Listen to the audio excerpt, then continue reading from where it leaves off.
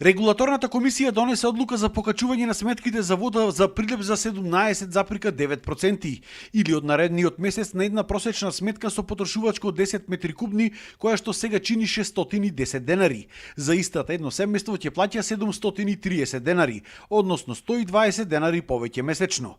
Инаку покачувањето на цените на водата требаше да се случи уште во јануари, но Советот на општината тогаш не ја донесе таа одлука, а според законот, доколку поминат 150 дена, регулаторна сама донесува крајна цена.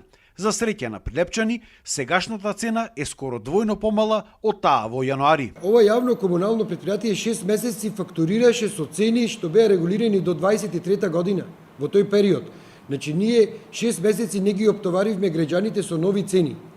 Но периодот 150 дена поминува и по закон, регулаторот е обврзан да даде нови цени. Покачување морало да има, кое што се прави со план за наредните 3 години, затоа што поскапени биле сите репроматеријали и струјата. Освен новите приходи за реализација на проекти, Прилепски водовод очекува и други средства од државата, од најавениот трансфер на пари од централната кон локалната власт. Сите овие проекти кои што јас ги имам готови ќе послужат за промена на многу стари канализациони и водоводни мрежи. Во овие проекти имаме нови населени места, каде што за прв пат ќе му биде донесена вода.